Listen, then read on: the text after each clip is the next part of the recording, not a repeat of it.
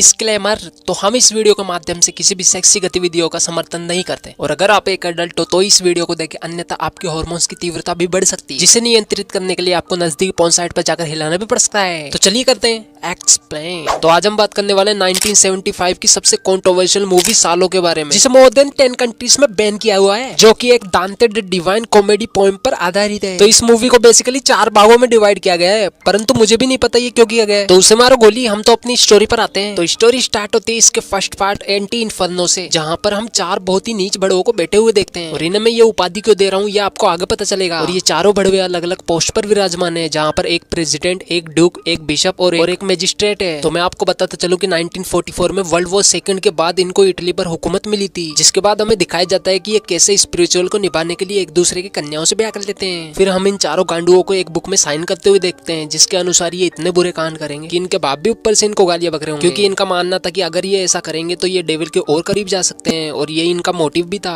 अरे मरुचूतिया, वो ऐसा भी कभी होता है क्या? जिसे निभाने के लिए ये अपने गार्ड्स की मदद से 4 जवान लोंडों को ढूंढते हैं। उसके बाद ये इन्हें अपनी सिक्योरिटी में रिक्रूट कर लेते हैं और फिर ये 9 लड़कों को पकड़ के लाते हैं और फिर उन्हें निवस्त्र होने के लिए बोलते हैं। और जब एक आदमी उनसे बचने के लिए भाग रहा होता है तो वो उसे मार देते हैं शूट करके, और बोलते हैं अबे कहाँ जा रहा है अबे गांडू। और फिर ये 9 लड़कियों को लाकर उन्हें भी नग्न कर देते हैं। फिर हम ईवा की माँ को उससे बचाते हुए ले जाके भागते हुए देखते हैं, जिसके बाद उन 4 बड़वों के सिक्योरिटी गार्ड भी इनका पीछा करने लगते हैं। और यहाँ पर ईवा की माँ समझ जाती है कि वो इनसे नहीं बचने पाले और दोनों मरने की कोशिश करने लगते हैं, जहाँ पर उसकी माँ तो मर जाती है, लेकिन वो लोग ईवा के पकड़ के उसे बचा लेते हैं। और इस तरीके से अब उसके मेंशन में 8 लड़के और 9 लड़कियां बची हुई थी। तो इस तरीके से इस संस्कारी मूवी का पहला पार्ट खत्म हो जाता है। और चलिए अब सेकंड पार्ट की माँ की यहाँ करते हैं, यानी कि सर्कल ऑफ मैनिएक। और ये पार्ट भी दांते द डिवाइन पोएम पर आधारित है। इस पार्ट के शुरू होते ही हम उन चारों बड़वों को 4 नई प्रोस्टिट्यूट को उस मेंशन में लाते हुए देखते हैं, जहाँ पर ऑलरेडी वो 17 गुलाम पहले से ही मौजूद थे। और उन प्रोस्टिट्यूट को वो आदेश देते हैं कि वो सभी एक एक आकर उन 17 गुलामों के साथ उन चारों बड़वों को भी गंदी गंदी कहानियां सुनाए, ताकि इन कहानियों को सुनकर वो गुलाम आपस में मास्टरबेट करने लगे। और फिर हमें पता चलता है कि ये चारों बेटीचोद खुद तो कानून नहीं मानते और ये इन 17 गुलामों के लिए कानून बना रखे हैं, जिसके अकॉर्डिंग कोई भी गुलाम अपने जैसे लिंग या विपरीत लिंग के साथ गुलगुलू नहीं कर सकता। और इस दौरान इन सभी गुलामों को नेकेड ही रहना पड़ेगा और ना ही ये भगवान का नाम ले सकते हैं, ना ही कुछ गलती कर सकते हैं। और फिर प्रोस्टिट्यूट अपने जीवन के सारे कस्टमरों के बारे में इनको बताने लगती है, जिससे गुलामों को भलाई घंटा फर्क न पड़ा हो, लेकिन वो चारों बड़े उत्तेजना से भर जाते हैं और किसी भी मेल या फीमेल गुलाम को समय समय पर खुराक देने के लिए कमरे में भी ले जाते हैं। और फिर इस प्रोस्टिट्यूट की कहानी से मोटिवेट होकर वो मजिस्ट्रेट एक लड़की को मास्टरबेशन करने के लिए बोलता है, और क्योंकि वो लड़की बहुत ही ज्यादा छोटी होती है तो उसे पता ही नहीं होता कि मास्टरबेशन होता क्या है, और मनी मन उसे डॉग बोलने लगती है। और इन सब से तंग आकर वो किसी तरीके से वहां से निकलकर भागने लगती है। फिर मजिस्ट्रेट के साथ साथ कुछ गार्ड्स भी उसका पीछा करने लगते हैं और गार्ड्स आगे जाके उसे पकड़ भी लेते हैं। और अब वो उसके साथ क्या करेंगे ये हमें आगे पता चलेगा। फिर हम सभी को एक रूम में खाना खाते हुए देखते हैं। फिर एक गार्ड एक लड़की को नीचे पड़ी हुई रिंग उठाने के लिए बोलता है और इसी बात का फायदा उठाकर वो अपना सामान उसकी तिजोरी में रख देता है। और इस प्रक्रिया को देखकर पता नहीं उस बड़वे को क्या ही चुल मस्ती है कि वो अपने दोनों सेव ले जाकर उस आदमी को दे देता है और बोलता है इसे भी काटो।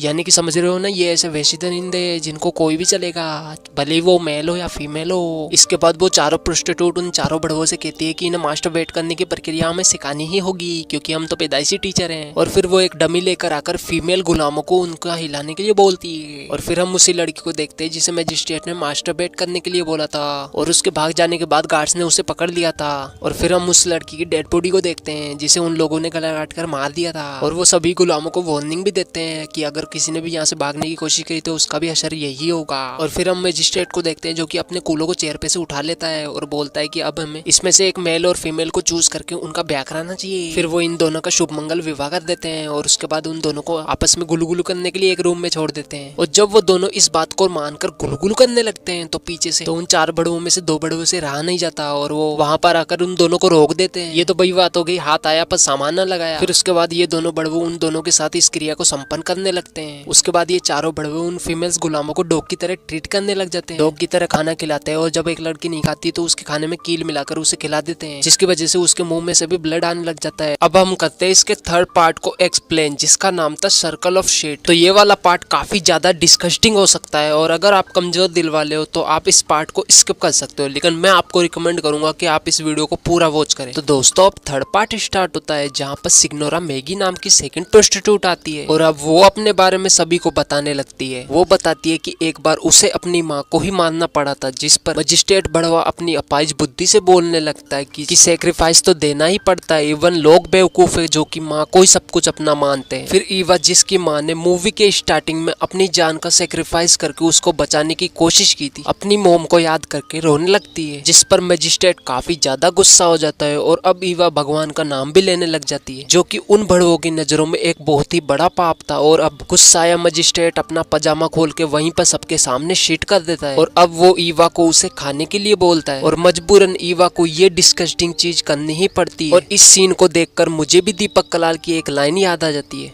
छोड़ो फेड़ छो। और फिर ये चारों बड़वे रोजाना ही गुलामों को यही चीज खाने को देने लगे और खुद भी खाने लगे। इवन नाश्ते में भी उन्हें यही सब दिया जाने लगा और जो इसे नहीं खाता उसका नाम एक रजिस्टर में लिखा जाता ताकि लास्ट में उसे सबसे दर्दनाक मौत दी जा सके। और यहाँ पर मैं आपको एक्सप्लेन नहीं कर सकता कि ये कितना ज्यादा डिस्कस्टिंग था, जहाँ पर इन चारों बड़वे के दिमाग में भेजा ही नहीं था। और इस तरीके से अब रोजाना ये यही परोसेंगे और इन्हीं को खाएंगे। और इस तरीके से अब ये सेकंड प्रोस्टिट्यूट की बात से इंस्पायर्ड होकर कभी किसी को पेलते या फिर कभी किसी से अपने ऊपर पीस करने के लिए बोलते। और एक रात ये चारों डिक्टेटर अपने सभी गुलामों की बेक देखने लगते, जहाँ पर इनका प्लान ये था कि जिसकी बेक सबसे ज्यादा अट्रैक्टिव हुई उसको ये मार देंगे। जहाँ पर इन्हें एक लड़की की बेक पसंद आ जाती है और ये जब उसको शूट करने के लिए गन चलाते हैं तो उसमें गोलियां ही नहीं होती, जिस पर डिक्टेटर उस गुलाम को बोलता है कि हम तुम्हें इससे भी भयानक मौत देने वाले हैं। इसके बाद वो चारों बड़वे चूतियापंती का प्रदर्शन करते हुए अपने गार्ड्स या फिर गुलामों से मैरिज कर लेते हैं। और फिर एक गुलाम एक डिक्टेटर को बताता है कि इस मेंशन में तुम्हारे रूल्स को तोड़ा जा रहा है, जिस पर वो डिक्टेटर जाके दो लड़कियों को साथ में सोते हुए देख लेता है। और इन बड़वों के रूल्स के अकॉर्डिंग कोई गुलाम साथ में नहीं सो सकते थे, जिस पर वो डिक्टेटर उन पे गन पॉइंट कर देता है, जिस पर वो लड़कियां उन्हें बताती है कि एक गुलाम और भी है जो कि एक नौकरानी के साथ सोता है। और वहां जाकर चारों डिक्टेटर उसे पकड़ लेते हैं। फिर वो चारों शूट करके उस गुलाम को भी मार देते हैं और उस नौकरानी को भी। और अब वो चारों बड़वे बचे हुए सभी गुलामों को एक शिट से भरे हुए टब में बिठा देते हैं। और यहीं पर ये थर्ड पार्ट भी खत्म हो जाता है। अब हम एक्सप्लेन करेंगे इसके फोर्थ पार्ट को, जो कि है सर्कल ऑफ ब्लड, जहां पर हम उन चारों डिक्टेटरों में से एक डिक्टेटर को चेयर पर बैठे हुए देखते हैं और वो अपनी दूरबीन से खिड़की के बाहर बाकी बचे हुए 3 डिक्टेटरों को गुलामों को टॉर्चर करते हुए देखता है। और इन डिक्टेटर्स ने जो 4 गार्ड अपॉइंट किए थे उनमें से 2 गार्ड हमेशा उस चेयर पर बैठे हुए डिक्टेटर को प्रोटेक्ट करने के लिए और बाकी 2 बचे गार्ड उन बाहर वाले तीनों डिक्टेटरों के साथ उन गुलामों को टॉर्चर करेंगे। फिर फर्स्ट डिक्टेटर की बारी खत्म हो जाने के बाद सेकंड डिक्टेटर उस चेयर पर आके बैठता है और बाकी 3 गुलामों को टॉर्चर करने लगते हैं, जहां पर वो डिक्टेटर्स मेल के पेनिस को काट देते हैं, फीमेल्स के ब्रेस्ट को काट देते हैं, किसी की आंख निकाल देते हैं और किसी की जबान काट देते हैं। ऐसा करते करते अब लास्ट डिक्टेटर आकर चेयर पर बैठता है और अब वो तीनों डिक्टेटर्स जो कि मैदान में थे एक एक करके सभी गुलामों को मार देते और अपना चूतिया पर भरा डांस करने लगते। और फिर हम 2 गार्ड्स जो कि मेंशन के अंदर थे उनको डांस करते हुए देखते हैं और हमारी स्टोरी यहीं पर एंड हो जाती है। आज की इस वीडियो में बस इतना ही दिखा सकता हूँ और इस वक्त अपने लटकते हुए तीसरे पाँव से इस वीडियो को लाइक भी कर दीजिए और मुझे आगे दीजिए, क्योंकि इस स्टोरी को सुनाते सुनाते मैं भी अभिलाने की अवस्था में आ चुका हूँ और इस प्रक्रिया को दोहराने के लिए मुझे बाथरूम में जाना ही पड़ेगा। मेरे को जाना पड़ेगा, मेरे को जाना पड़ेगा।